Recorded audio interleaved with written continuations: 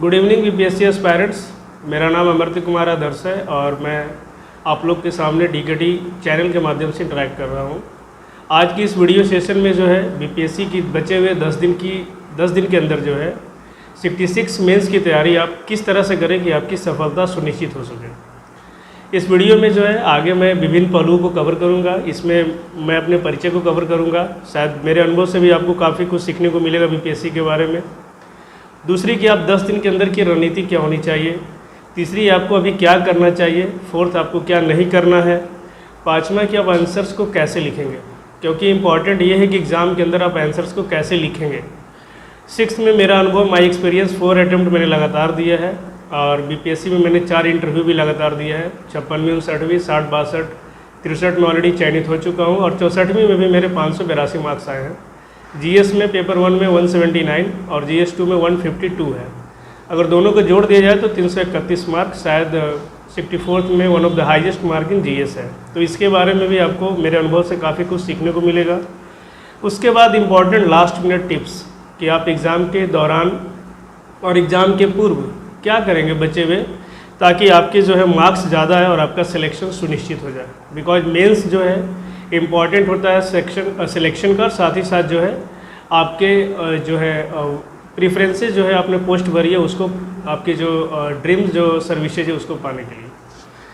तो सबसे पहले मैं अपना परिचय देता हूँ आप लोग को। जैसा कि मैंने बताया, मेरा नाम अमृत कुमार आदर्श है और अभी मैं बिहार फिनांस सर्विस में assistant commissioner of asset tax के पद पर कार्यरत हूँ और मेरी 156वीं रैंक आई थी 63वीं में और 64वीं में भी मैंने 582 मार्क्स अर्जित किए थे और ये one of the highest GS में मेरा मार्क्स रहा। एलएसडब्ल्यू में भी मैंने जो 179 मार्क्स अर्जित किया था। तो आज के जो इस वीडियो सेशन में जो है जो 66वीं मेंस है उसके बारे में बात करेंगे। बचे हुए 10 दिनों के अंदर आप किस तरह की रणनीति अपनाएंगे कि आपके मार्क्स ज़्यादा है। तो बचे हुए 10 दिन में आपको करना क्या है मैं वो आपको बताता हूँ। आपको सबसे पहले करनी ये है कि अब जबकि 10 दिन बचे हैं तो आपके इम्पॉर्टेंट जो है बीपीएससी का जो पैटर्न है मेंस में कि एक हिंदी ऑप्शनल आता है जो कि आपको सभी को पास करना होता है, कंपलसरी है, बट उसके मार्क्स एडिशन नहीं होते। तो उसमें आप इजीली जो है 1-2 दिन आप उसको देख लें, उसको हल्के में ना लें। बहुत सारे कैंडिडेट्स जो है कभी कभी फेल कर जाते हैं। तो उसको आप प्रीवियस ईयर क्वेश्चन बैंक्स को जो है आप 56, 59वीं से लेकर 65वीं को एक बार देख लें। इससे आपको पैटर्न पता चल जाएगा और आप इजीली उस एग्ज़ाम को पास कर जाएंगे। दूसरा पेपर आता है पेपर 1। पेपर 1 जीएस का पेपर 1 में 300 मार्क्स का प्रश्न आते हैं और उसमें आपको 8 प्रश्न करने होते हैं। तकरीबन 12-11 प्रश्न रहते हैं, उसमें आपको चूज करके करने पड़ते हैं। पेपर 2 में भी तकरीबन वही है, 300 मार्क्स सर और 8 क्वेश्चन आपको करने हैं। फिर उसके बाद ऑप्शनल पेपर होता है जिसमें भी आपको 6 क्वेश्चन करने पड़ते हैं। कुल मिलाकर ये बीपीएससी का मेंस का पैटर्न है। 10 दिन में आपको करना क्या है। सबसे पहले अभी सारे कैंडिडेट्स दिन रात पढ़ रहे होंगे, तो उसमें ये करना है आपको कि आपको पढ़ना कैसे वो मैं आपको बताता हूँ। जीएस 1 में जो है आपको क्या करना है कि जो प्रीवियस ईयर क्वेश्चन बैंक है, अभी आप 10 दिन में क्या करें कि आपका सिलेक्शन डेफिनेटली हो जाए।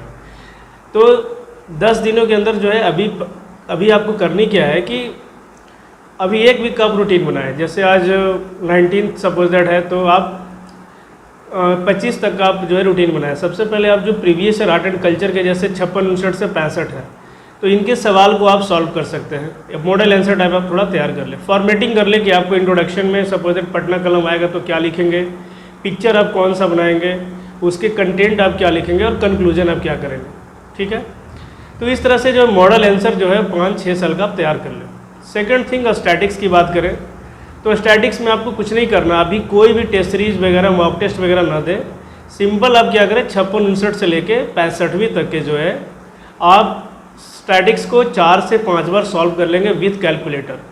सभी कैंडिडेट को मेरा एडवाइस है आप कैलकुलेटर ले लें और कैलकुलेटर की मदद से ही सॉल्व करें एग्जामिनेशन हॉल में भी, जो नॉर्मल कैलकुलेटर अलाउ करती है बीपीएससी। थर्ड होता है करंट अफेयर्स। अभी आप करंट अफेयर्स के टॉपिक के नोट्स बनाने में अपना टाइम जाया ना करें। कोई भी क्वेश्चन डायरेक्ट नहीं आने वाला है, ये आप सोच लें। आपको करनी क्या है कि करंट अफेयर्स में जो है आप बेसिक चीज़ें पढ़ लें। सपोज भारत चाइना कॉन्फ्लिक्ट है तो आप उसको एक बेसिक पढ़ लें कि हाँ भारत चाइना कॉन्फ्लिक्ट में क्या जो है कंट्रोवर्शियल इश्यूज हैं, उनके लिए गवर्नमेंट दोनों क्या कर रही है, हिस्टोरिकल लीगेसी क्या है और अदर डायमेंशन थोड़ा कवर कर लें।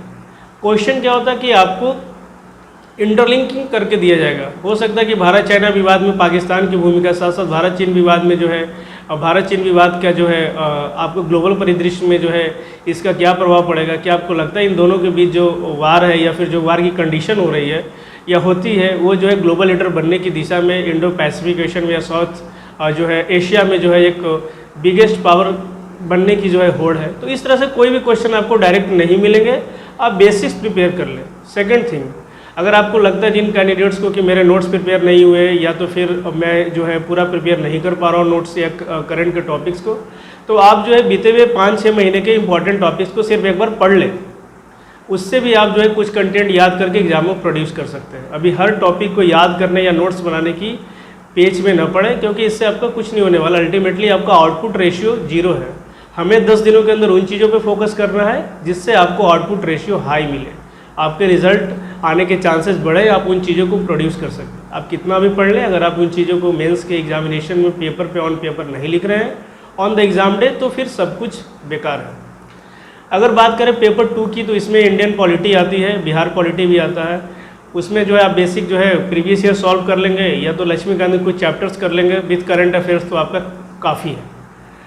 तो उसमें जो है भी आप जो है इम्पॉर्टेंट चैप्टर्स पढ़ लें, क्योंकि बेसिक और करंट से मिक्सचर आता है क्वेश्चन पॉलिटी में। तो उसमें भी आप इम्पॉर्टेंट फैक्ट्स को याद करें, इम्पॉर्टेंट कीवर्ड्स को याद करें। आप पूरी चीज़ को याद करने की कोशिश न करें, याद होगा भी नहीं, बिकॉज बहुत सारी चीज़ें आपको याद करनी है। सेकेंड थिंग कि जो इम्पोर्टेंट टॉपिक है उस पर कुछ शॉर्ट नोट्स बना लें, 10-5 जो है लाइन लिख ले आप अपने वर्ड्स में समझने के लिए, और उसको फिर आप रिकॉल करके एग्जाम में प्रोड्यूस करें। कोई भी बंदा पूरा नोट्स याद करके या पूरा कंटेंट याद करके जाके एग्जाम में on paper on direct day produce नहीं करता है, ये दिमाग से निकाल दें। सेकंड चीज़ है इंडियन ज्योग्राफी और बिहार ज्योग्राफी और इंडियन इकोनॉमी बिहार इकोनॉमी। इसमें चुपचाप आप इंडिया और बिहार की इकोनॉमिक सर्विस पढ़ के जाए, जिसमें आप तीनों सेक्टर कवर करके जाए, एग्रीकल्चर, इंडस्ट्री और सर्विस, साथ साथ एजुकेशन और हेल्थ और इन्वायरमेंटल को थोड़ा प्रिपेयर कर लें। इससे आपका जो है एग्जामिनेशन में जो है प्रश्न आपको लिख दिए जाएंगे। अगर बात की जाए साइंस एंड टेक की, तो साइंस एंड टेक में भी जो है प्रीवियस ईयर जो क्वेश्चन आए 56-59 से, जब भी मैं प्रीवियस ईयर की बात करता हूँ 56-59 से आप 65 के ही प्रश्न लेते हैं। उससे पूर्व के प्रश्न अब जो है तर्क संगत या रेलेवेंट नहीं है। तो आप अभी कर भी वही सकते हैं, 10 दिनों के अंदर आप ज़्यादा चीज़ कर नहीं सकते। 56-59 से 65 के जो भी साइंस टेक के क्वेश्चन है उसको आप सॉल्व कर लें। आगे हम बताएंगे कि आप किस तरह से आंसर्स को लिखेंगे।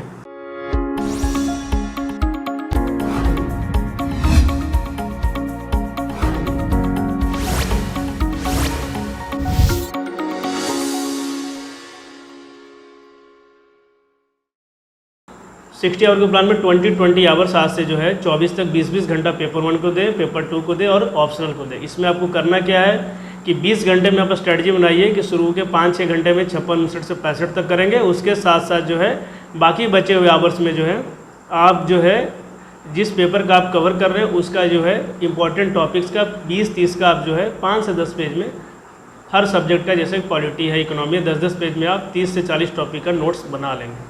अगर आप ये कर पाते हैं तो यकीन रखिए कि एग्ज़ाम के पूर्व आपका सिलेक्शन होने वाला है। आप चीज़ों को अच्छे से लिखने वाले हैं, बिकॉज आदमी जितना कम याद रखेगा उतने अच्छे से वहाँ पे लिख सकता है। क्योंकि अभी आप जो है एक बार पढ़ के कोई भी चीज़ याद नहीं रख सकते हैं, आपको 3 से 4 बार कम से कम उसको पढ़ना पड़ेगा और आप लिमिट चीज़ों को ही बार बार पढ़ सकते हैं। तो इससे आपको 5 दिन के अंदर मेरे स्ट्रेटजी के हिसाब से 20-20 घंटा देंगे तो पेपर 1, पेपर 2 और ऑप्शनल आपका कवर हो जाएगा। यकीन मानिए आप अच्छी स्थिति में आ जाएंगे।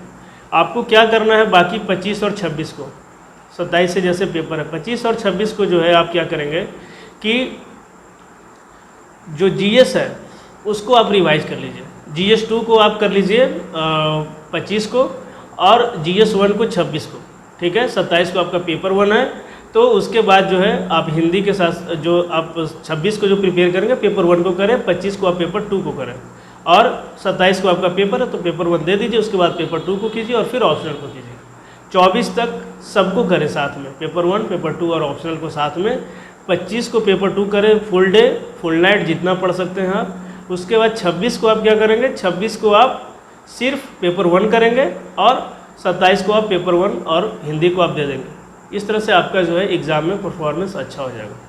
मेरा जो रीज़न है आपको 10 पेज में नोट्स बनाने का या 5 पेज में हर टॉपिक का या हर सब्जेक्ट का नोट बनाने का, इससे क्या होगा आपको कि एग्ज़ाम के पूर्व आपको बर्डन एक्स्ट्रा नहीं रहेगा। आप एग्ज़ाम के पूर्व किताब पढ़ के कोई भी एग्ज़ाम पास नहीं करते हैं। दिमाग से निकाल लीजिए, अगर जिस बंदे ने किताब पढ़ी है एग्ज़ाम के पूर्व, अभी कोई किताब पढ़ी है या फिर एग्जामिनेशन हॉल के बाहर गेट के बाहर पढ़ रहा है, यकीन मानिए वो प्रोड्यूस नहीं कर सकता है। सेकंड थिंग, आप अभी हर चीज़ का नोट्स नहीं बनाएंगे। थर्ड चीज़, आप हर चीज़ को याद नहीं करेंगे। ये सब चीज़ें गांठ बांध लीजिए अपने दिमाग में, ये आपको बहुत हेल्प करने वाली है। उसके बाद आती है कि आंसर्स को कैसे लिखें। ये बहुत इंपॉर्टेंट है, बिकॉज बहुत सारे लोग कम तैयारी में अच्छा रिप्रेजेंट करके चीज़ों को अच्छे तरीके से आप मार्क्स गेन कर सकते हैं। तो पहले तो एग्जामिनेशन गेट के पूर्व आप जितना आपको पढ़ना है पढ़ लीजिए, लेकिन जैसे ही आप एग्जामिनेशन हॉल में जाएं तो आपने क्या याद किया है, कितना छूटा है, कौन पोर्शन छूट गया है, कौन सी बुक नहीं पढ़ी है, ये सब चीज़ दिमाग से निकाल दीजिए। आपके लिए 8 क्वेश्चन है और वो आपके सिलेक्शन का बेस है।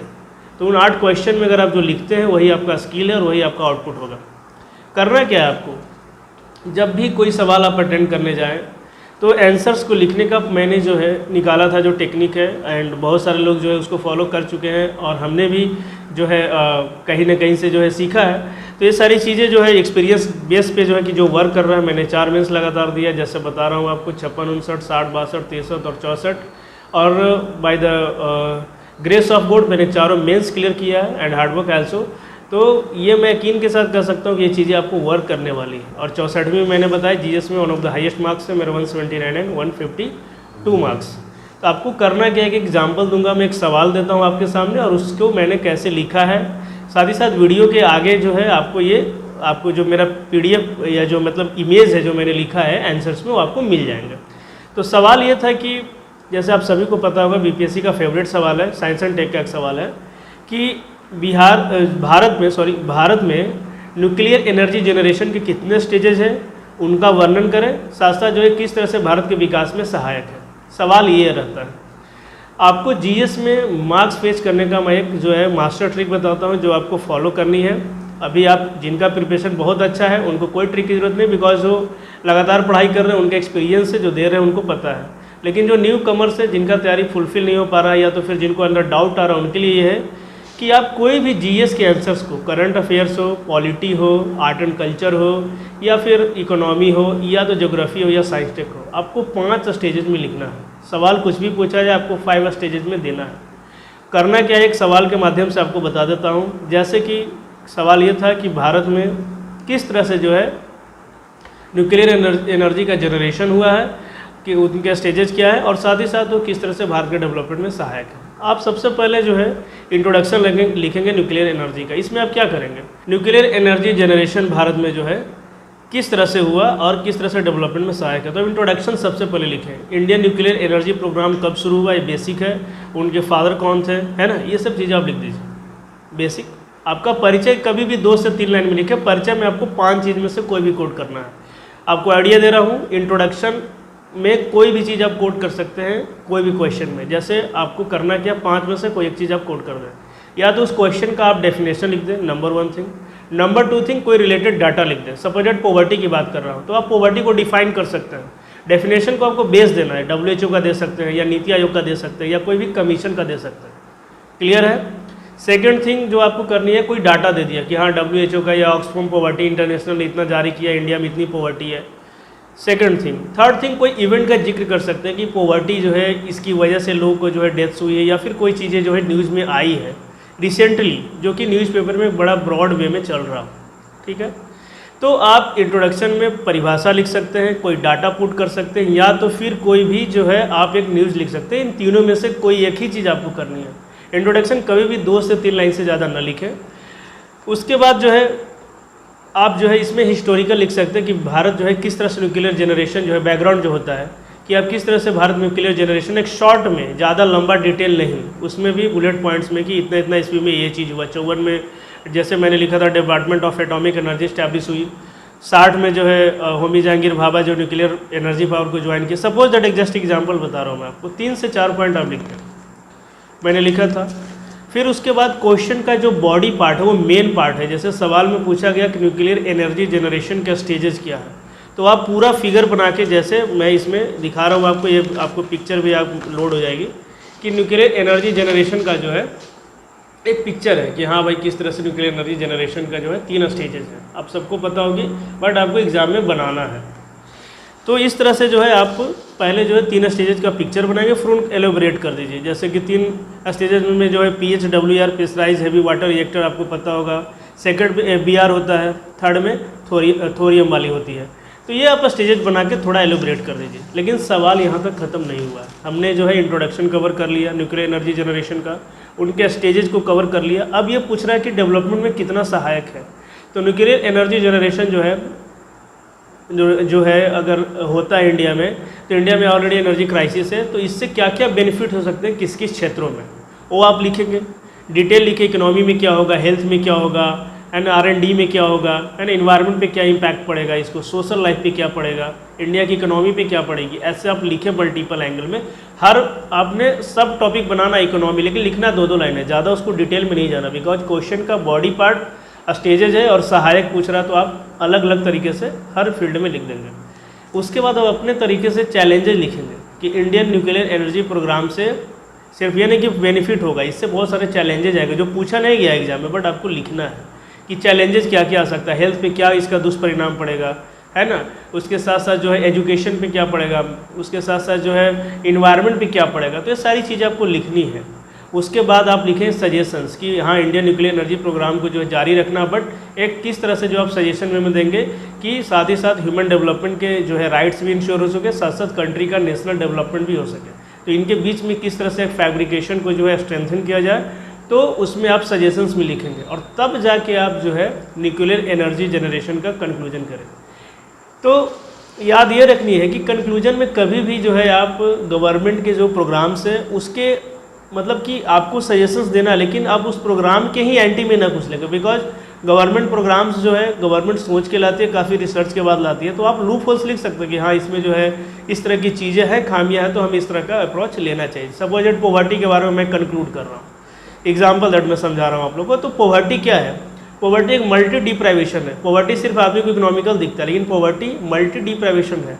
इसमें जो है इकोनॉमिकल डिप्राइवेशन है, सोशल डिप्राइवेशन है, एजुकेशनल डिप्राइवेशन है। तो आप तीनों चीज़ लिखेंगे और साथ साथ ये लिखेंगे कि ये जो है प्रोग्राम गवर्नमेंट ने काफ़ी हद तक हमने पॉवर्टी जो है कम भी किया है सिंस इंडिपेंडेंस, लेकिन अभी भी जो है अगर हम बॉटम अप अप्रोच अपनाएं, फिनेंशियल लिटरेसी करें, अवेयरनेस लाएं लोगों में, है ना, टेक्नोलॉजी का यूज करें, है ना, जो डिफरेंट जो गवर्नमेंट है, NGOs हैं, है ना, सोशल मीडियाज़ हैं, पीपल हैं, गवर्नमेंट एजेंसी है, ब्यूरोक्रेसी, उन सब के बीच में कोऑर्डिनेशन एंड जो है कोऑपरेशन करें, लोगों को अवेयर करें हम social media and digital media के द्वारा, प्रिंट मीडिया के द्वारा, तो हम पॉवर्टी को काफ़ी हद तक कम कर सकते हैं। बिकॉज पॉवर्टी एक मल्टी डायमेंशनल इशू है, नॉट ए सिंगल इशू। तो आप इस तरह से जो है कवर कर सकते हैं। 2-3 जो क्वेश्चंस हमने आपको बताए, जैसे न्यूक्लियर एनर्जी वाला, मैं आपको जो है इस वीडियो में जो है आपको मिल जाएगा। मैं जो है इसके आपके पिक्स आपको दिखा देंगे, है ना, कि न्यूक्लियर एनर्जी डेवलपमेंट वाला, तो आपको आइडिया लग जाएगा किसी आंसर्स को कैसे लिखना है। लेकिन एक गार्ड बांध ले, किसी भी प्रश्न में जो है आपको 5 एंगल्स लिखने हैं, because it's exam of bureaucracy. आप ब्यूरोक्रेसी में जा रहे हैं तो सिंपल होता है कि आपको परिचय पता हो गवर्नमेंट का, जो भी जैसे स्मार्ट सिटी मिशन है तो आपको इंट्रोडक्शन पता हो, या स्वच्छ भारत मिशन हो कि क्या कब लॉन्च हुई है स्कीम, इसमें क्या बातें की गई है, मोटा मोटी जो इंपॉर्टेंट बात है, इंट्रोडक्शन हो गया। सेकंड थिंग, स्वच्छ भारत मिशन के फीचर्स हैं उसको आप लिखेंगे एक्सटेंसिवली, बिकॉज जो गवर्नमेंट का स्कीम है और वो पूछा गया आपसे। थर्ड चीज़ में आप अपने से ऐड ऑन करेंगे कि उसमें जो है क्या क्या जो है चैलेंजेस निकल के आ रही है जब आप लागू करने ऑन ग्राउंड पे जा रहे हैं, तो कहाँ कहाँ पे लूफल्स निकल के आ रहा है। गवर्नमेंट का कोई भी स्कीम जो है वेल इंटेंडेड होता है, बट जब आप ग्राउंड पे जाते हैं तो बहुत सारी चीज़ें कॉम्प्लेक्सिटी आती है प्रैक्टिकल में, तो वो आप लिखें कि क्या क्या चीज़ें आ रही है। फोर्थ चीज़ में आप लिखेंगे कि इन चीज़ों को आप दूर कैसे करेंगे, वो चीज़ को आप लिखें। फिफ्थ चीज़ में आप जो है लिखेंगे कंक्लूजन और लुकिंग जो है फॉरवर्ड होगा। किसी को भी मज़ा आना चाहिए ना, आप कोई भी बात इतना जो है गवर्नमेंट सर्वेंट बनना चाहते हैं, गवर्नमेंट की स्कीम चल रही है और आप बिल्कुल नीरस है या फिर आप पेसिमिस्ट है, आप ऑप्टिमिस्ट है ही नहीं, तो फिर चेंजेस क्या आएगा। तो आपको फॉरवर्ड लुकिंग लिखना है विथ रेलेवेंट जो है बैकअप के साथ आपको लिखना है, और ये सारी चीज़ें आपको लिखनी जरूरी है। जैसे रेलेवेंट बैकअप मैं जब भी बात कर रहा हूँ या फिर फॉरवर्ड लुकिंग का मतलब होता है कि डिजिटल जो है एम्पावरमेंट जरूरी है। हर चीज़ में आप डिजिटली करेंगे तो उससे ट्रांसपेरेंसी भी आएगी, अकाउंटेबिलिटी भी आएगी। सेकंड थिंग, अवेयरनेस बहुत इंपॉर्टेंट चीज़ है। हमने बहुत सारे स्कीम्स लाए हैं, तो आप कंक्लूजन में ये सारी चीज़ों को कोट करें। तो थोड़ा थोड़ा बात कर लेंगे हम कि किस में कैसे लिखेंगे। तो आर्ट एंड कल्चर के आंसर्स को आप कैसे लिखेंगे। आर्ट एंड कल्चर में जब भी सवाल पूछा जाए तो आप इंट्रोडक्शन लिखें और उनके मेन पार्ट को लिखें। जैसे कि इंपॉर्टेंट कीवर्ड्स को लिखना बहुत ज़रूरी है एग्जाम में। मैं पटना कलम की बात करूं तो अगर आप पटना कलम में ये नहीं लिखते कि डॉटेड फिल टेक्निक है, कजली स्याही है, या तो फिर आप ये नहीं लिखते कि कोई लैंडस्केप नहीं था, वाइट था पूरा, फिर डेली लाइफ पेंटिंग थी, उसमें कॉमनर पेंटिंग्स थी, तो ये इसके बिना वो आंसर बिल्कुल अधूरा है। थर्ड चीज़ आप लिखेंगे कि पटना कलम जो है बिहार में क्यों जो है डाउनफॉल हो गया। पटना कलम एक इम्पॉर्टेंट हमारा हेरिटेज है, विरासत है, तो वो क्यों ख़त्म हो गया। फिर लिखेंगे कि गवर्नमेंट ने अभी रिसेंटली क्या किया, अगर आप गवर्नमेंट में हैं या गवर्नमेंट ने किया क्या है और क्या करना चाहिए, तो ये चीज़ आप लिखें। सपोज दैट आप सजेशंस में लिखें 3-4 पॉइंट कि हाँ स्कूल का करिकुलम में होना चाहिए, एग्जीबिशन होना चाहिए, गवर्नमेंट को सोशल मीडिया पर और प्रिंट मीडिया पर इसको अवेयर करना चाहिए, जिसके साथ साथ जो है अभी जो है विभिन्न प्लेसेज में जाके जो है जैसे ट्रेन है, बस अड्डा, ये सब पर बनाने की ज़रूरत है, ताकि लोग जाने कि ये मेरा पेंटिंग है बिहार का और इसको रिवाइव करने की ज़रूरत पड़ेगी। इससे आप दो काम कर सकते हैं। कोई भी गवर्नमेंट का जो प्लान है आपको ब्यूरोक्रेसी में उसको गवर्नमेंट और लोगों के बेनिफिट में जोड़ना है। तो पटना कलम अगर ये सब चीज़ें हम करेंगे तो साथ ही साथ सिर्फ पटना कलम रिवाइव नहीं होगी, एम्प्लॉयमेंट जनरेशन होगा, पॉवर्टी का रिडक्शन होगा, टूरिज्म सेक्टर बढ़ेगा। तो ये सारी चीज़ें आप लिखें। करंट अफेयर्स में जब भी सवाल पूछा जाए, जैसे इंडिया चाइना की बात मैंने की, या इंडिया पाकिस्तान की, इंडिया नेपाल की, तो जो पूछा जाए सवाल में इंट्रोडक्शन आप लिखें। इंट्रोडक्शन में जो भी आप डाटा लिखें, बिकॉज आईआर का डाटा एक गवर्नमेंट का डाटा होता है, एक इंटरनेशनल रिलेशन इंडिया की इंटरेस्ट से रिलेटेड है, तो आप सही चीज़ उसमें लिखें। कोई भी अगर इन्फॉर्मेशन लिख रहे हैं तो गलत नहीं लिखें। जैसे ट्रीटी की आप जिक्र कर रहे हैं, या तो फिर न्यूक्लियर एक्सप्लोजन की बात करें इंडिया ने कब किया, या तो फिर कोई पैक्ट कब किया, जैसे पंसिल है तो आप 1955 न लिखें, जो भी एग्जैक्ट 1954। सेकंड थिंग, उसके कीवर्ड्स को लिखना जरूरी है। जैसे पंसिल की बात कर रहे हैं तो उसमें म्यूचुअल करके 3 है, कोएग्जिस्टेंट है, या तो फिर जो है बेनिफिट म्यूचुअल इंटरेस्ट में आप बात करेंगे, है ना, अपने जो टेरिटोरियल उसको आप अगेंस्ट में यूज नहीं करने देंगे। तो की पॉइंट्स को लिखना बहुत ज़रूरी है। थर्ड चीज़ में आप क्या करेंगे, जो क्वेश्चन को एड्रेस करने के बाद अदर एंगल को लिखेंगे कि जैसे कि कॉपरेशन एरियाज इंडिया चाइना का पूछा, तो कॉपरेशन एरियाज के बाद आप लिखेंगे कि कहाँ कहाँ पे जो है कॉन्फ्लिक्ट एरियाज है। साथ साथ जो अभी रिसेंटली क्या हो रहा है, रिसेंट बहुत ज़रूरी है लिखना आईआर में, बिकॉज आईआर का मतलब ही रिसेंट होता है।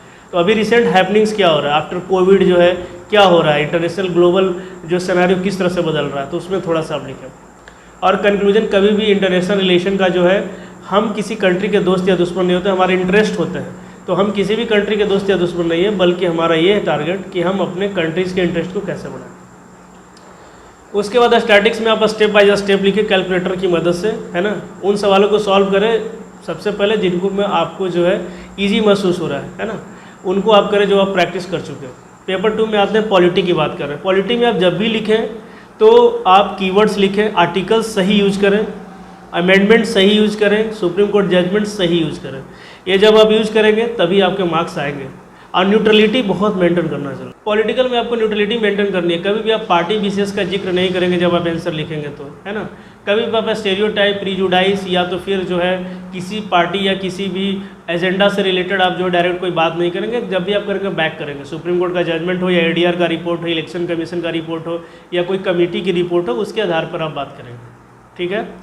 उसके बाद जो है बात करेंगे अगर आती है इकोनॉमी की, तो इकोनॉमी में आप क्या करें। इकोनॉमी में फिगर बनाना मस्ट है, ज्योग्राफी में फिगर बनाना मस्ट है। अगर आपको कोई भी चीज़ आ रही है उसको फिगर बनाना मस्ट है, फिगर बनाएं उससे related. Second thing, economy geography में आपको क्या करना है कि इकोनॉमिक सर्वे का रिसेंट डाटा लिखना बहुत ज़रूरी है ना। तो उसमें क्या कर सकते हैं कि आपको पुराना भी इकोनॉमिक सर्वे का डाटा पता, तो आप अकॉर्डिंग टू इकोनॉमिक सर्वे इतना इतना या बजट इतना इतना लिख सकते हैं। इकोनॉमी में कुछ नहीं करना, आपको हाईलाइट्स जो है इंडिया की बजट की और बिहार की बजट की और इकोनॉमिक सर्वे की हाईलाइट्स पढ़ लेनी है बस, और उसी से आपका काम हो जाएगा। वहाँ से आपको सारी चीज़ें पता चल जाएगी। जैसे सपोर्टेड एग्रीकल्चर है, तो एग्रीकल्चर में रिसेंट कंडीशन क्या है इंडिया और बिहार की, आपको इकोनॉमिक सर्वे बजट से मिल जाएगी। उसके लिए गवर्नमेंट ने कौन कौन स्टेप्स लिया है, क्या क्या प्रॉब्लम्स आ रही है और आगे गवर्नमेंट को क्या करना चाहिए, सारी चीज़ें जो है बहुत सारे हमारे सीनियर ऑफिसर जो है, ब्यूरोक्रेट्स ने जो है, सेक्रेटरी लेवल के लोग जो होते हैं, डिपार्टमेंट ऑफ इकोनॉमिक अफेयर्स के लोग बनाते हैं, तो आप उनको पढ़ें और वहीं से आपको आइडिया मिल जाएगी। अलग अलग जगह से पढ़ने का सोचने की कोई ज़रूरत नहीं है। तो वहाँ से आप चीज़ों को लिखे। इकोनॉमी में भी वही काम करें जो पूछा जाए, इंट्रोडक्शन, फिगर बनाए, बॉडी में मल्टीपल एंगल लिखें, उसके अदर एंगल लिखें, उसमें चैलेंजेस लिखें, लूपहोल्स लिखें, उनको सजेशंस दें और कंक्लूजन फॉरवर्ड लुकिंग दें, ठीक है। जैसे समझ आत्मनिर्भर भारत है, तो आत्मनिर्भर भारत का कीवर्ड्स को लिखना जरूरी है। मोदी जी ने बात की है, हमारे प्रधानमंत्री मोदी जी ने बात की कि भाई उसमें जो है 5 चीज़ों पे जोर देना है, तो उसमें सप्लाई पे बात की थी, इंफ्रास्ट्रक्चर पे बात की थी, है ना, डिमांड पे बात की थी। तो ये सारी चीज़ें जो है करने की ज़रूरत है। प्राइम मिनिस्टर मोदी लगातार हमारे जो है प्रधानमंत्री बात करते रहते हैं कि डिमांड पे, डेमोक्रेसी और डिविडेंड पे हमें फोकस करना है। तो इन सारी चीज़ों को आप आंसर में लिखें। उसके बाद जो है सरकार ने और क्या क्या स्टेप्स लिया वो लिखें, और उनके जो अदर एंगल को लिखें। मतलब मोटा मोटी मेरा यही जोर है आप लोग पर कि आप डायरेक्ट कोई रेडीमेड आंसर बना के या रेडीमेड सवाल याद करके नहीं जाएंगे जो एग्जाम में आपको आ जाएगा। आपको ऑन पेपर सेम डे आपको लिखना है। तो आपको कैसे टैकल करना है, परिचय लिखें, सवाल को एड्रेस करें, उसके अदर एंगल्स को लिखें, उसके मेन एंगल्स को लिखें, अदर एंगल्स को लिखें, सजेशन दें और चैलेंजेस लिखें, सजेशन दें और कंक्लूजन दें। 6 पार्ट में लिखें, आपके नंबर्स बहुत आएंगे। फिगर्स जहाँ पे ज़रूरत है वहाँ पर ज़रूर बनाएं, लेकिन फिगर सही से बनाएं। फिगर में 3-4 फिगर होता है। ट्री फिगर होती है जो आप लोग देखे हो किताब वगैरह में पढ़ेंगे। वेन डायग्राम होता है, जैसे मैंने सस्टेनेबल डेवलपमेंट में पेपर जब आया था 64th में, तो मैंने वेन डायग्राम बनाया था जिसमें कि सस्टेनेबल डेवलपमेंट लिख के इकोनॉमिकल, सोशल और इन्वायरमेंटल लिखा था। तो इस तरह से आप चीज़ें कर सकते हैं। साइंस एंड टेक में भी वही है। साइंस एंड टेक में नंबर कहाँ से आएंगे, आपको फिगर बनाने हैं, उसके साथ साथ टेक्नोलॉजिकल सॉल्यूशन लिखना। लोग उसमें एडमिनिस्ट्रेटिव सॉल्यूशन लिखना शुरू कर देते हैं, जैसे सपोर्टेड जल संकट है तो आप इसके टेक्नोलॉजिकल सॉल्यूशन लिखें ना। एडमिनिस्ट्रेटिव सॉल्यूशन चलिए ठीक है, वाटर पॉलिसी है, या तो फिर गवर्नमेंट अटल भूजल योजना ले आए अगर वाटर क्राइसिस की बात करें तो। लेकिन टेक्नोलॉजिकली क्या आप सॉल्यूशन देंगे गवर्नमेंट को, किस तरह से गवर्नमेंट जो है जल संकट को टेक्नोलॉजिकली सॉल्व करे, ये बहुत इंपॉर्टेंट है। जैसे टेक्नोलॉजिकल सॉल्यूशन में आता है कि आप जो है रिमोट सेंसिंग सैटेलाइट की मदद से जो है आप पिक्चर ले सकते हो उस एरिया का जिस एरिया वाटर क्राइसिस है। आप दूसरा जो है आप सॉइल की, अगर सॉइल हेल्थ कार्ड आ गया उससे आप सॉइल की पहचान करके जो है टेक्नोलॉजिकली जो है आप उन क्रॉप्स को बोए वहाँ पर जो कि रेन फेड हो, मतलब कि कम पानी की आवश्यकता हो, ड्राई लैंड फार्मिंग कर सकें। थर्ड चीज़, लोगों को अवेयर करें टेक्नोलॉजी के माध्यम से, मूवीज़ के माध्यम से और एग्जीबिशन के माध्यम से, पोस्टर्स के माध्यम से, समाचार बुलेटिन्स के माध्यम से कि वाटर कितना इंपॉर्टेंट है। लोगों के पास जो है जाए, है ना, लोगों को कनेक्ट करने की कोशिश किया जाए। तो ये सब चीज़ें आप लिखें, टेक्नोलॉजिकली हम लोगों को कनेक्ट करेंगे, अवेयर करेंगे। तो इस तरह से आप टेक्नोलॉजिकल सॉल्यूशंस दें वहाँ पे। उसमें भी वही सेम फॉर्मेट, इंट्रोडक्शन और बॉडी का जो मेन क्वेश्चन है उसको फिगर के साथ मल्टीपल एंगल में ब्रेक करें। मल्टीपल एंगल का मतलब कोरोना का आर्थिक प्रभाव सपोर्टेड पूछा है तो आर्थिक में तीनों सेक्टर पर आप लिखेंगे, प्राथमिक, द्वितीयक, तृतीयक, तीनों पर लिखेंगे। ये नहीं कि सिर्फ आर्थिक लिख के एक पेज में भर दिया और आर्थिक लिख दिया, तो उससे काम होने वाला नहीं है। तो इससे आप इस तरह से कवर कर सकते हैं, आंसर राइटिंग कर सकते हैं। 2-3 आंसर मैं आपके इसमें वीडियोज में पिक भी डाल दूंगा, आप उससे आइडिया ले सकते हैं। अब आती है कि मेरा अनुभव क्या है। मेरा अनुभव 4 अनुभव है मेरा। साइंस एंड टेक के बारे में हम बात कर रहे थे कि आप प्रीवियस ईयर प्रश्न पत्र को सॉल्व कर लें 56-59 से 65 तक को, और मॉडल आंसर बना लें, है ना। और ज़्यादा से ज़्यादा जो है आप इंपॉर्टेंट टॉपिक्स को कवर कर लें जहाँ से सवाल होते हैं। बीपीएससी के फेवरेट टॉपिक्स जो वहाँ से आप पढ़ लें। पॉल्यूशन हो गया, न्यूक्लियर एनर्जी या रिन्यूएबल एनर्जी हो गया, उसके साथ साथ जो है आपके जिसको बोल सकते हैं क्लाइमेट चेंज और एनवायरमेंटल डिग्रेडेशन हो गया। तो इन सारी लेटेस्ट जो टेक्नोलॉजी आ रही है, आर्टिफिशियल इंटेलिजेंस आ रहा है या फिर कोई चीज़ें आ रही है जैसे कि बिग डाटा है, डेटा माइनिंग आ रही है, तो ये सारी चीज़ें आप जो है थोड़ा देख लें। 5th जनरेशन आ रहा है, 5th जनरेशन आ रहा है, तो आप अभी क्या करें कि प्रीवियस ईयर क्वेश्चन बैंक एक तो देख लें 56-59 से 65 हर सब्जेक्ट के, और दूसरा इंपॉर्टेंट टॉपिक को सिर्फ देख लें और कुछ के हल्के फुल्के नोट्स बना लें, क्योंकि अल्टीमेटली एग्जाम डे के पूर्व रिवाइज करने में आपको बहुत परेशानी आने वाली है। तो आप जब तक इंपॉर्टेंट सेलेक्टेड टॉपिक का जो है नोट्स नहीं बनाएंगे तब तक आप एग्ज़ाम में प्रोड्यूस नहीं कर पाएंगे। और जो चीज़ आपको याद है उसको नोट्स मत बनाएं अभी जो है बचे हुए 10 दिनों के अंदर। नेक्स्ट पॉइंट आता है ऑप्शनल पेपर। ऑप्शनल पेपर जो है बहुत इंपॉर्टेंट पेपर है। ऑप्शनल पेपर को जो है अच्छे तरीके से आप तैयार करें, उसमें भी कुछ मत करें। 56-59 से 65 के क्वेश्चन को आप लिख लें आंसर को, और साथ ही साथ जो है जो भी आपका सिलेबस उसको थोड़ा थोड़ा पढ़ लें। सपोज दैट सोशियोलॉजी है तो अगर मार्क्स का बात है कि आप कुछ नहीं पढ़े तो मार्क्स का एक सिंपल जो है 2-3 इंपॉर्टेंट जो उनकी थ्योरम है उनको पढ़ ले, थ्योरीज को पढ़ ले। मोड ऑफ प्रोडक्शन हो गया, क्लास ऑफ स्ट्रगल हो गया, एग्जाम्पल दैट, थोड़ा थोड़ा सा। और सब चीज़ याद करने की कोशिश ना करें, ये ज़्यादा इंपॉर्टेंट है। इंपॉर्टेंट ये है कि 56-59 से 65 के सवाल को सॉल्व कर लें और कुछ इंपॉर्टेंट टॉपिक के नोट्स जो है आप बना लें या याद कर लें, क्योंकि याद वही हो सकता है, सब कुछ याद करेंगे नोट्स बनाएंगे पॉसिबल नहीं। तो रूटीन क्या होनी चाहिए, तो अगर मैं रहता तो क्या करता कि अभी 17 से 24 तक में जो है 19 से जो है 24 तक 5-6 दिन के अंदर जो है आप ऑटोमेटिक अभी आज के डेट में 12-13 घंटा तो पढ़ रहे होंगे, तो 4 आवर्स आप GS1 को दें, 4 आवर GS2 को दें और 4 आवर्स जो है आप ऑप्शनल पेपर को दें। इसमें आप क्या करें कि पहले तो आप 56-59 से 65 का रिवाइज कर लें सारे सवाल को।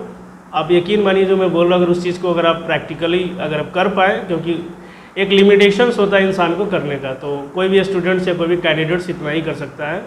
आप क्या करें कि 56-59 से 65 को जो है एग्जाम्पल दैट पेपर 1 अगर 4 घंटे पढ़ रहे हैं तो 56-59 से 65 को क्वेश्चंस को आप देखें, उनके आंसर्स को देखें, मॉडल आंसर्स को बना लें। साथ ही साथ इंपॉर्टेंट टॉपिक जो है हर रिलेटेड जो है सेक्शन से 15-20 या 30 को जो है एक एक पेज में जो है, एक पेज के अंदर 2-2 टॉपिक को इंटर कीजिए। आप लगभग 5 से 10 पेज में 30 टॉपिक का बना लीजिए। अब उसमें नोट्स में क्या बनाएंगे, आप इंट्रोडक्शन थोड़ा बना लीजिए और उसके बाद फिर जो है उसके मल्टीपल एंगल्स को बना लीजिए। सपोज कोविड है तो कोविड का कहाँ से आया, कोविड का फुल फॉर्म क्या है, कोविड का जो है किस वजह से हुआ। उसके बाद फिर आप एंगल में जो है इकोनॉमिकल एंगल इसका क्या रहा, क्या इम्पैक्ट पड़ा, हेल्थ पे क्या पड़ा, एजुकेशन पे क्या पड़ा, इन्वायरमेंट पे क्या पड़ा, इंटरनेशनल रिलेशन पे क्या पड़ा, एंड सीनियर सिटीजन की हेल्थ पे क्या पड़ा, वुमेन पे क्या पड़ा, चाइल्ड पे क्या पड़ा। तो एक बेसिक जो है इकोनॉमिकल, सोशल, पॉलिटिकल और इन्वायरमेंटल एंगल से आप प्रिपेयर कर लें। उसके बाद थोड़ा सा नोट में ये लिखें, कीवर्ड में लिखते जाएं अपनी भाषा में। एक एक पेज में 3-3 टॉपिक का नोट्स बनाना है, आप याद रखें। 10 पेज में लगभग जो है आपके 30 टॉपिक हो जाने चाहिए, तभी आप एग्ज़ाम के ऊपर रिवाइज करेंगे, लिख पाएंगे। कोविड में अगर हम आते हैं तो हमने बात की मल्टीपल एंगल की, उसके बाद हमने बात की अब क्या लिखेंगे आप, गवर्नमेंट ने स्टेप्स क्या लिए, फिर उसके बाद चैलेंजेस क्या क्या है उन स्टेप्स के बाद भी आगे। अगर इस तरह की अगर कोई भी पेंडेमिक आती है, 1 सेंचुरी क्राइसिस प्राइम मिनिस्टर जो है ऑनरेबल प्राइम मिनिस्टर ने बोला है 1 सेंचुरी क्राइसिस, तो आप किस तरह से जो है आगे जो चीज़ें आ रही है तो आप किस तरह से जो है आप एडवाइस करेंगे, सजेशंस देंगे गवर्नमेंट को, तो वो चीज़ें आपको लिखें। ठीक है, तो इस तरह से आप नोट्स बना लें हर टॉपिक पे, जो भी इंपॉर्टेंट टॉपिक आपको 5-6 मंथ का जो है करंट अफेयर्स मैगजीन कोई भी हो, हिंदी में प्रतियोगिता दर्पण है या दृष्टि है या इंग्लिश में विजन मंथली आती है, इनसाइट आती है, वहाँ से आप जो है इंपॉर्टेंट टॉपिक्स पे जो कि बिहार के केस में रेलेवेंट है। आपको कैसे पता चलेगा, जब आप प्रीवियस ईयर सवाल को देखेंगे 56-59 से 65 तक, आपको पता चल जाएगा कि आईआर में क्या एक्सपेक्टेड जो है 6 मंथ के करंट अफेयर में आ सकता है। टॉपिक से आते हैं सवाल, आपको जो है डायरेक्ट सवाल जो है एग्जैक्ट आने वाले हैं नहीं, आप थोड़ा बेसिक सिर्फ उससे प्रिपेयर करते जाएँ। सेम चीज़ स्टैटिक में जो है आप प्रिपेयर कर लेंगे, 56-59 से 65 तक को सॉल्व कर लें। उसके बाद जो है आर्ट एंड कल्चर में भी उसी तरह से टॉपिक वाइज प्रिपेयर कर ले, आधा पेज में 1857 विद्रोह है या बिरसा है या कोई भी है, इस तरह का जो भी चीज़ें आप एक रेडीमेड नोट्स बना कर रखें कि आप इंट्रो में क्या पुट करने वाले, अगर इस तरह रिलेटेड क्वेश्चन आता है तो, है ना। तो वीडियो के अंत में हम पहुंच रहे हैं और इसमें जो है मेरा अनुभव बात करेंगे। मैंने 4 मेंस लिखा और चारों मेंस कंफर्टेबली क्लियर किया हूँ। मेंस में मुझे कोई खास परेशानी नहीं आई है बीपीएससी के केस में, तो मैं आपको जो है अपने उस आइडियाज़ को शेयर करूंगा, शायद वो आपके काम में वर्क आ जाए। जितने भी व्यूअर्स हैं, ऐसा नहीं कि सबके लिए वो अप्लीकेबल हो, बट आप अगर मेरे आइडियाज़ के अगर कुछ भी आपके जो है पार्ट्स आपके लाइफ में और आपके एग्ज़ाम में हेल्प करें तो that will be very satisfying for me. तो उसमें अगर बात करें तो अनुभव क्या कहता है, अनुभव यही कहता है मेरा कि ऑप्शनल पेपर में आपको जो है अच्छे से लिखना है। ऑप्शनल पेपर में मार्क्स गेन करना बहुत ज़रूरी है, उसके बिना रैंकिंग नहीं आएगी, आपकी पोस्ट नहीं आएगी। तो ऑप्शनल पेपर में भी देखिए क्या है, जो भी पेपर आप ले ह्यूमैनिटीज़ का, उसमें आप जैसे सोशोलॉजी की बात करते हैं तो आप जो है सोशोलॉजिकल थिंकर का जिक्र करना ज़रूरी करें। लगातार मत लिखें, 3-4 लिखें। ये सभी ऑप्शन के लिए लागू है कि कोई भी थिंकर जो रिलेटेड है उनको 3-4 को आप याद कर लें मास्टर, और उनको हमेशा कोट करें हर चीज़ पे। जैसे मार्क्स ने हर चीज़ पे बोला होगा, सोसाइटी पे बोला होगा, रिलीजन पे बोला होगा, वुमेन पे बोला होगा, पुअर और रिच पे बोला होगा, हर चीज़ पर उन्होंने बोला होगा। तो एक आप तैयार कर लें कि किसने थोड़ा थोड़ा क्या बोला। उसके साथ साथ उनके रिलेटेड एक कोई मेगा बुक है, उनको लिखना ज़रूरी है। वो मेगा थ्योरी है, जैसे क्लास स्ट्रगल है मार्क्स की, तो हर लिखना ज़रूरी है। उसके साथ साथ करंट से आप ऐड करें कि किस तरह से मार्क्स का जो थ्योरम है, एक एग्जाम्पल कि भाई किस तरह से रेलेवेंट है, किस हद तक रेलेवेंट है।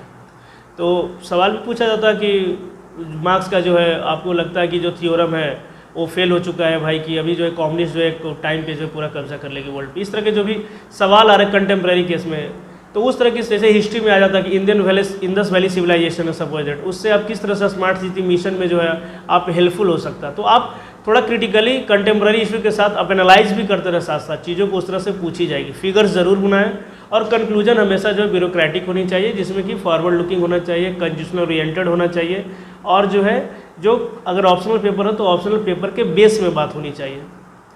तो ये इंपॉर्टेंट है।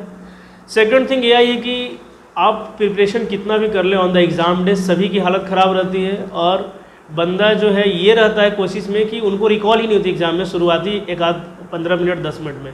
तो आप एग्ज़ाम में मैंने क्या टेक्निक अपनाई थी कि अगर आप एग्ज़ाम देने जा रहे हैं तो आप एग्ज़ाम के पूर्व तो हर कोई पढ़ता है, कोई कितना भी बोल ले कि रात में नहीं पढ़ना, दिन में नहीं पढ़ना, मैं ये प्रैक्टिकली नहीं मानता है। अगर कोई भी बंदा लाइफ को लेकर सीरियस है, जो हम लोग मिडिल क्लास फैमिली से आते हैं और एग्ज़ाम है तो बंदा तो पढ़ेगा ही पढ़ेगा, लेकिन मेरा ये कोशिश है कि आप शॉर्ट चीज़ें बना कर रखेंगे तो उस दिन अच्छे से पढ़ पाएंगे।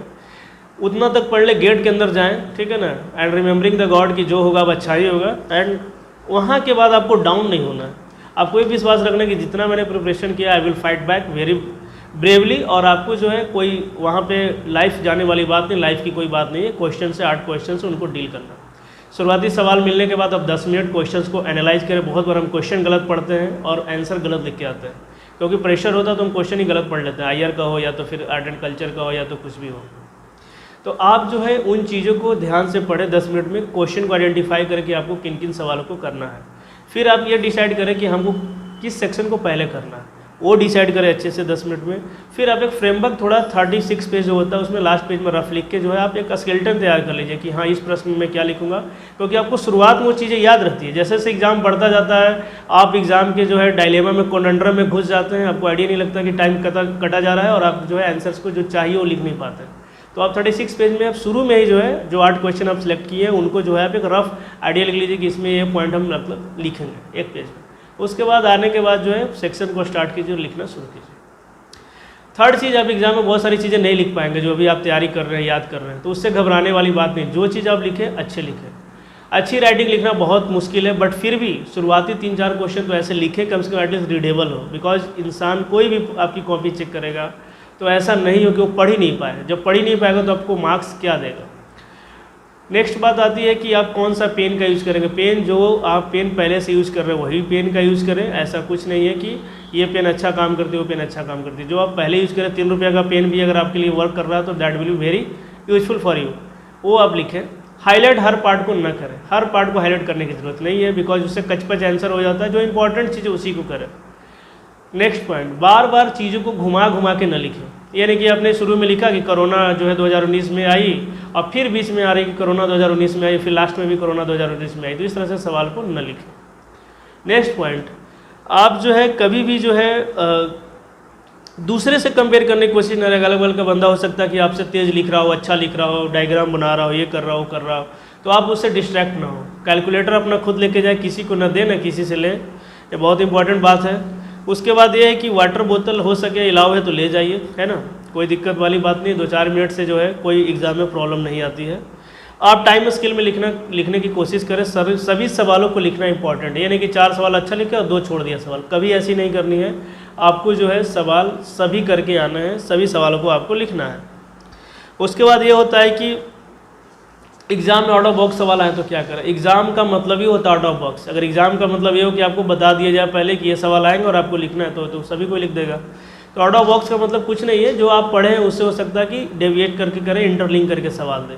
तो मैंने वही बताया, वही स्ट्रेटजी अपनाई है। 6 पावर स्ट्रेटजी आपको जो दिया हो, introduction, body with figure, multiple angle, other angles, suggestions मतलब चैलेंजेज, उसके बाद सजेशंस एंड कंक्लूजन। इस पर आप वर्क करें, आपको बहुत बेनिफिट होने वाला है। प्रीवियस ईयर क्वेश्चन बैंक को अच्छे से अभी से कर लें। तो ये सारी चीज़ें एक मोटा मोटी अनुभव है और जो लोग एग्ज़ाम दे रहे हैं उनको पता भी है। तो लास्ट में यही 2-3 बातें करके कंक्लूड करना चाहूँगा कि मेंस एग्ज़ाम जो है ये पूरा जो है आपके सिलेक्शन का बेस है। इंटरव्यू के मार्क्स बहुत ज़्यादा जो एग्जामिनर के इंटरव्यू के हाथ में हो, तो इंटरव्यूअर के हाथ में तो जो आपके इंटरव्यू ले रहे हैं, बट मेंस का मार्क्स आपके हाथ में है। अगर आप यहाँ पे अच्छे तरीके से 8 और 8 जो है जीएस के 16 और 6 ऑप्शनल के। लास्ट मिनट टिप्स मेरा 2-3 ही है कि ये मेरा लगातार जो बीपीएससी में 4 एग्ज़ाम रहा, मैंने चारों एग्ज़ाम बीपीएससी का मेंस क्लियर किया। कुछ जो है जेनरिक एडवाइस है जो सभी लोग जानते हैं। पहली बात यह है कि आप कितना भी पढ़ लें, बुक्स पढ़ के किसी का सिलेक्शन नहीं होता मेंस में, है ना। तो बुक्स पढ़ने का जो पढ़ना था पढ़ लिया, या हर चीज़ आपको याद करके नहीं जाता। कोई भी टॉपर्स हो, झूठ बोलता है अगर कोई भी बोलता है, तो इस तरह की कोई भी चीज़ होती नहीं कि आप सब चीज़ याद करके जाएंगे और लिख देंगे। अभी जो है हेल्थ को मेंटेन करें। 12-13 घंटा बहुत होते हैं कि रात दिन जगह हुए, वो भी कोई मैटर नहीं करेगा। चीज़ों को जो है जो याद हो सके उसी को याद करें, जो याद नहीं हो रहा उसको सीधा छोड़ दें, है ना। शॉर्ट नोट्स बना लें और बिलीव इन गॉड कि जो होगा अच्छा होगा। ये एग्ज़ाम है, ये लाइफ नहीं है। आप जो है अगर आप इन चीज़ों पे ध्यान रखेंगे कि मुझे जो है जो मैंने पढ़ाई की है वो मेरा सफिशिएंट है, मैं इससे अच्छे से प्रोड्यूस कर सकता हूँ। आप अच्छे से लिखें, ये मानिए कि लिखना 50% डिपेंड करता है। कोई भी आदमी बुक्स पढ़ के या सिर्फ नोट्स पढ़ के सिलेक्शन नहीं होता किसी का भी। तो ये सारी चीज़ें आपको याद रखनी है और हेल्थ को मेंटेन करके रखिए, है ना। किसी भी दूसरे कैंडिडेट या दूसरे की किसी भी मिसगाइडेड में आप ना फंसे कि ये चीज़ें करनी ज़रूरी है, वो चीज़ें करनी ज़रूरी है। ऐसा कुछ नहीं। जिनका अगर कोई आंसर राइटिंग का अनुभव भी नहीं है वो भी वहाँ जाके लिख सकते हैं, बिकॉज एग्जाम का एटमॉस्फेयर अलग ही होता है। बहुत सारे ऐसे वर्किंग प्रोफेशनल जिनको टाइम नहीं मिलता, तो ये कोई बड़ा मैटर नहीं करता। एग्ज़ाम न छोड़े। बहुत सारे लोग सोच रहे होंगे कि मेरा पीटी हो गया है लकली, या फिर मतलब कि थोड़ा बहुत मार्जिन से, तो मेरा मेंस तो तैयारी नहीं, तो मैं मेंस कैसे दूँ। नहीं, आप सभी को मेंस देना है, ठीक है। मेंस देना ही इम्पॉर्टेंट है। अगर आप मेंस देने का अगर आपने फैसला किया है तो यही आपकी सबसे बड़ी जीत है। आप मेंस जाके दे, जितना याद है उतना लिखें, अच्छे से लिखें। और ये कोई नहीं जानता कि इसका आंसर अच्छा है, किसका आंसर ख़राब है। जब रिजल्ट आता है तो पता चलता है कि इनका आंसर अच्छा है, इनका आंसर ख़राब है। लेकिन कुछ बेसिक बातें जो मैंने आपको बताई है शायद वो आपके काम आए। एंड ऑल द बेस्ट आप सभी को। एंड मैं अपने मार्कशीट भी अपना शेयर कर दूंगा 64th का, आप देख लेंगे जीएस मार्क्स वगैरह मेरे।